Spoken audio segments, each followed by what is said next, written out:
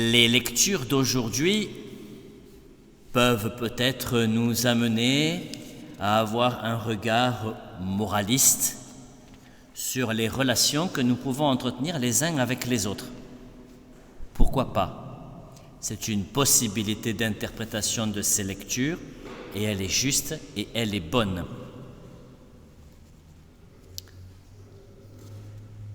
La finale de l'Évangile nous ouvre à l'aptitude et l'attitude de celui qui va aller à la rencontre de celui qui, a priori, doit vivre une conversion, et dans l'Évangile, et dans la première lecture.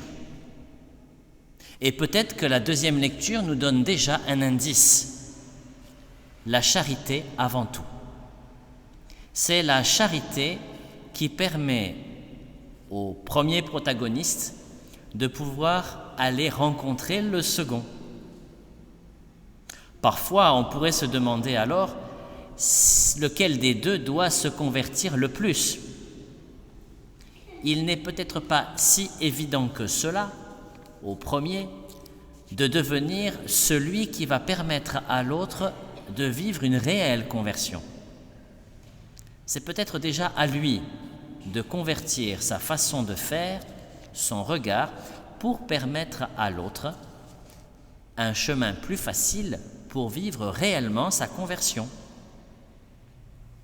Le premier donc de ces personnages doit être vraiment ce qui est donné dès la première lecture, un guetteur. Quelqu'un qui va se positionner de façon à permettre à ses semblables de vivre vraiment leur relation à Dieu, de vivre vraiment leur relation aux autres. Un guetteur. Peut-être sommes-nous alors invités à vivre comme des guetteurs au milieu de notre société. Mais qu'est-ce qu'un guetteur? Il doit vivre sans doute sa façon d'observer les choses, sa façon d'être en observation, c'est l'autre traduction qui est très proche en hébreu de celui de guetteur. On l'appelle aussi sentinelle d'ailleurs. Et donc, sa façon d'être vis-à-vis des autres lui permet en toute discrétion de prendre la responsabilité nécessaire pour permettre à tous de vivre en harmonie. Et on le voit dès la première lecture, ce qui semble important, c'est d'abord d'être à l'écoute de cette parole que Dieu va proposer et de la transmettre. Soit un guetteur de la parole de Dieu, soit un guetteur du signe de la présence de Dieu dans le monde. C'est bien cela qui nous qualifie nous-mêmes par le baptême comme prophètes attachés à la mission de Jésus-Christ.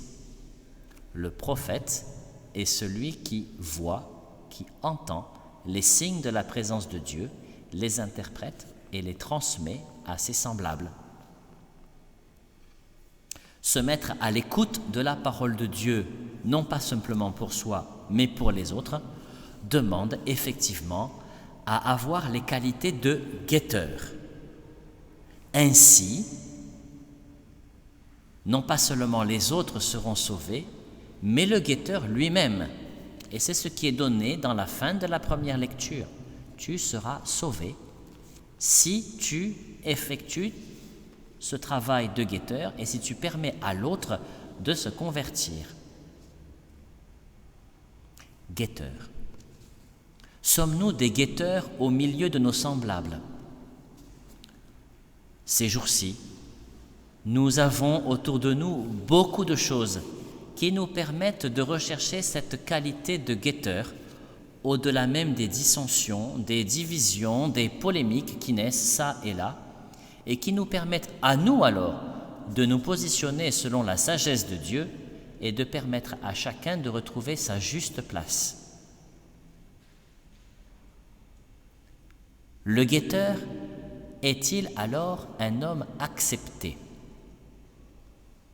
Au vu de ce que nous vivons aujourd'hui, il nous semble difficile de reconnaître la qualité de guetteur au milieu de ses semblables.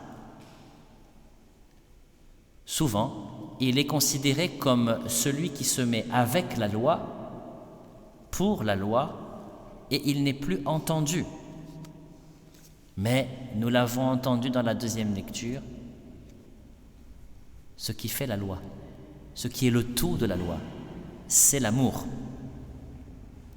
Ainsi donc, nous avons à être des guetteurs, des amoureux guetteurs, pour que notre société évolue sur un chemin juste et bon, qui permette à chacun de vivre en toute liberté à sa juste place, dans le respect des conditions vis-à-vis des autres.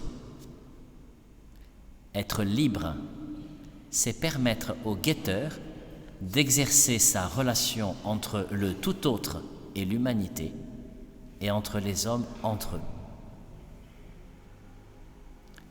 Remarquez que dans la qualité de guetteur dans l'Évangile, nous est confié quelque chose qui, au départ, avait été confié à Pierre.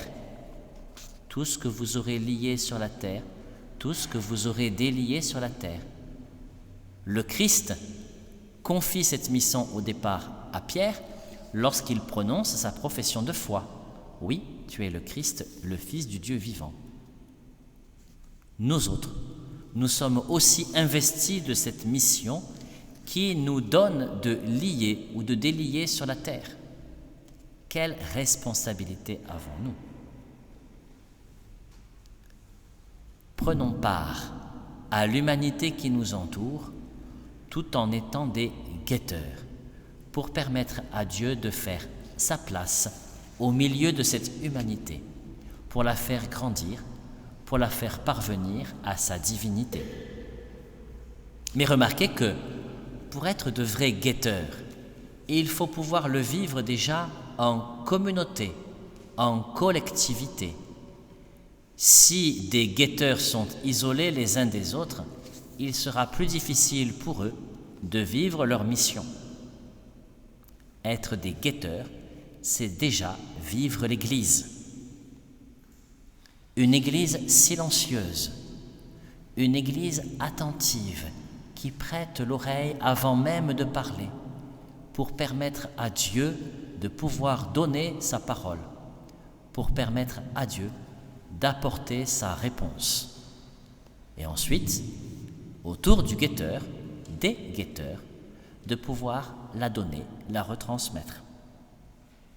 Il nous est bon alors de guetter la parole de Dieu, de guetter le geste de Dieu dans le quotidien de nos vies, comme dans notre prière, afin de donner le meilleur de nous-mêmes comme des guetteurs de celui qui est présent au milieu de nous.